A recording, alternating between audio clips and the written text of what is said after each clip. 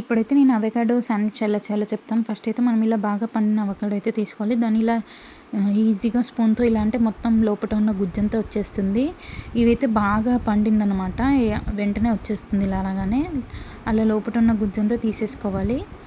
ఇంకా అందులో కొంచెం సన్నగా తరిగిన ఆనియన్స్, పచ్చిమిరపకాయ యాడ్ చేసేసి, అలానే కొత్తిమీర, కరివేపాకు కూడా సన్నగా కట్ చేసి ఇందులో యాడ్ చేసుకొని దీనంతా బాగా స్మాష్ చేయాలి. అందులో కొంచెం నిమ్మరసము, కొంచెం మిరియాల పొడి కూడా యాడ్ చేసుకోవాలి. తర్వాత దీనికి తగినంత సాల్ట్ కూడా యాడ్ చేసేసుకోవాలి.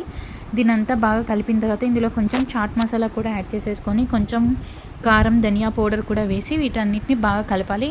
ఇది బాగా కలిసిన తర్వాత దీన్నైతే మనం బ్రెడ్ తీసేసుకొని బ్రెడ్ పైన బటర్ అప్లై చేసేసి దానిపైన ఈ పేస్ట్ అంతా కూడా అప్లై చేయాలన్నమాట. ఇలా మొత్తం స్ప్రెడ్ చేసుకుంటూ అప్లై చేసి దాని మీద ఇంకో బ్రెడ్ కూడా పెట్టి దీన్ని మనం ఆ ప్యాన్లో బటర్ అప్లై చేసేసుకొని మంచిగా రెండు వైపులా రెడ్గా కాల్చేసుకోవాలి అంతే.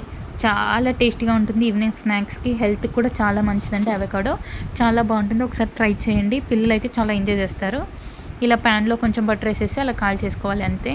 చాలా ఈజీగా అయిపోతుంది. అలా ఊరికే కూడా తినేయచ్చు, కానీ ఇలా ఫ్రై చేసుకు తింటే బాగుంటుంది. ఒకసారి అయితే ట్రై చేయండి. Okay friends, thank you for watching. Like, share and subscribe.